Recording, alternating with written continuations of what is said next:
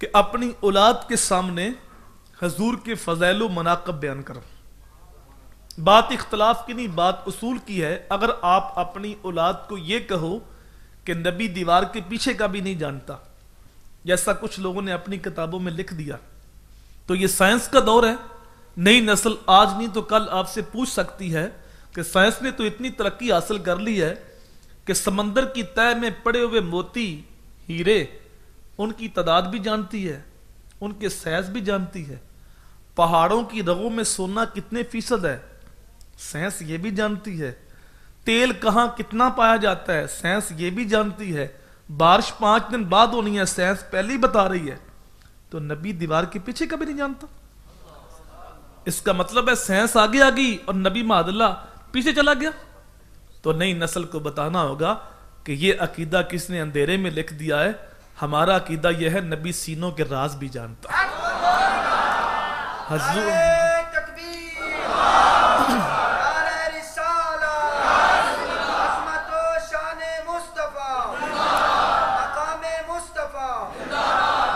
حضور کی مجلس سے نور لگی تھی تو حضور کے صحابی حضرت وابصہ بن معبد پیچھے آ کے بیٹھ گئے. آداب مجلس یہی ہیں، جو پہلے ہیں وہ آگے بیٹھے، جو بعد میں ہیں وہ پیچھے بیٹھے. لوگوں کی گردنیں پھلانگ کے آگے آنے سے منع کیا گیا، لیکن جو صدر مجلس ہوتا ہے اس کو اختیار ہے، وہ جس کو چاہے آگے بلا سکتا ہے. تو جہاں میرے حضور موجود ہوں وہاں کو صدر مجلس اور تو نہیں ہو سکتا. حضرت وابصہ پیچھے بیٹھے. حضور نے فرمایا ادن منی یا وابصہ، وابصہ دور بیٹھے ذرا قریب آ جاؤ. کہتے ہیں میں حضور کے قریب ہوا. حضور نے پھر فرمایا ادن منی یا وابصہ، وابصہ اور نیڑے آ جاؤ. کہتے ہیں میں اور قریب ہوا. تیسری بار حضور نے پھر کہا ادن منی یا وابصہ، وابصہ اور نیڑے آ جاؤ. کہتے ہیں میں اپنے مقدر پہ ناز کروں، میں حضور کے اتنا قریب ہوا، اتنا قریب ہوا، میرے گھٹنے حضور کے گھٹنوں کے ساتھ لگ گئے. حضور نے پوچھا وابصہ کو مسئلہ پوچھنے آئے ہو؟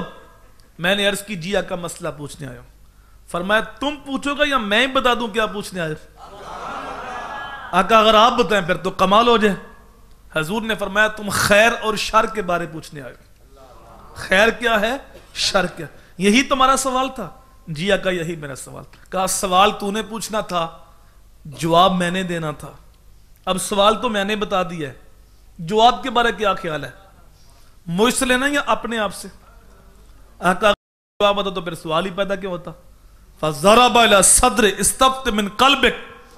حضور نے اپنا ہاتھ وابصہ کے دل پہ مارا. کہا تیرے دل کو مفتی بنا دیا ہے، دل سے پوچھ لے خیر کیا ہے، شر کیا ہے.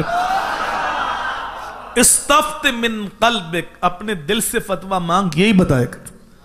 تو میرے نبی تو سینوں کے راز بھی جانتے. میں کہتا ہوں جو علم کی عین سے واقف نہیں وہ نبی کا علم توڑ رہے. ڈٹھے ورق قرآن دے تھوڑ سارے، تیری شان یا نہیں کوئی ہو ڈٹھا، تیری شان دا کرے مقابلہ جیڑا، انہوں عاشقاں اصلی چور ڈٹھا. کوئی نور آکھے کوئی بشر آکھے، پیندہ رات تینے ایو شور ڈٹھا. اللہ والے ہاں گل مکاتی تسا ہو ڈٹھا سا ہو ڈٹھا. تم نے پتہ نہیں کس کو دیکھا ہے جو دیوار کے پیچھے کا نہیں جانتا. میرا نبی سینوں کے راز بھی جانتا. نبی کی تو شان ہی ورال برا ہے. نبی کے در کے نوکر، نبی کے غلام، نبی کے صحابی، نبی کے امتی، نام ہے عمر بن خطاب. اور یہ واقعہ سب نے اپنی کتابوں میں لکھا. جو نبی پاک کے علم کا انکار کرتے ہیں انہوں نے بھی لکھا اپنی کتابوں میں کہ آپ مسجد نبی میں جمعہ پڑھا رہے تھے، خطبہ دے رہے تھے، نہامت کے مقام پہ جنگ لڑی جا رہی. اور اس جنگ کے میرے حضرت ساریہ، رستے میں ایک دیوار نہیں کئی دیواریں، پہاڑ ہیں، آبادیاں ہیں، دریا ہیں. آپ جمعہ پڑھاتے فرماتے ہیں یا ساریہ الجبل، ساریہ پہاڑ نہیں چھوڑنا. 1 مہینہ جاتے لگتا ہے، 1 مہینہ واپس آتے لگتا ہے. 1 مہینے کے بعد جب وہاں سے قاصد آیا تو اس نے خوشخبری دی کہ ہم شکست کھا رہے تھے. جمعے کے وقت، جمعے کے دن حضرت عمر فاروق کی وہاں آواز پہنچی ہے کہ ساریہ پہاڑ نہیں چھوڑنا. چونکہ دشمن پیچھے سے حملہ کر رہا تھا، ہم نے پہاڑ کو مضبوطی سے پکڑا اور حملہ کیا. اللہ نے اس دن ہمیں فتح عطا فرما دی. معلوم ہوا حضرت عمر فاروق جمعے کا خطبہ بھی دے رہے ہیں اور ہزاروں میل دور جنگ کا منظر بھی دیکھ رہے ہیں، ہدایت کاری بھی کر رہے ہیں. یہ شان ہے ان کے غلاموں کی، سرکار کا عالم کیا ہوگا؟ یہ تو ان کے نوکروں کی شان ہے، امام الانبیاء کی عظمت کا عالم کیا ہوگا؟ سنو حضور کی عظمت، آپ کے سینے میں ٹھنڈ پڑ جائے گی۔ مسلم کی حدیث ہے، کتاب الملاحم ہے، میرے حضور نے فرمایا میرے علم پہ اعتراض کرتے ہو؟ قرب قیامت کو جب دجال آئے گا تو میرے کچھ غلام دجال کا مقابلہ کریں گے۔ 14 صدیاں گزر گئی، ابھی تک قیامت آئی نہیں، نہ جانے کب آئے، اور جو دجال کا مقابلہ کریں گے ان کی تعداد ہزاروں بھی ہو سکتی ہے، لاکھوں بھی ہو سکتی ہے۔ اب حضور کا نور علم دیکھیں، فرمایا قرب قیامت کو جب دجال آئے گا میرے جو غلام دجال کا مقابلہ کریں گے، انی لعارف اسماءہم و اسماء آبائہم و الوان خیولہم، میرے جو غلام دجال کے مقابلے میں نکلیں گے میں محمد ان غلاموں کو نام بنام جانتا ہوں۔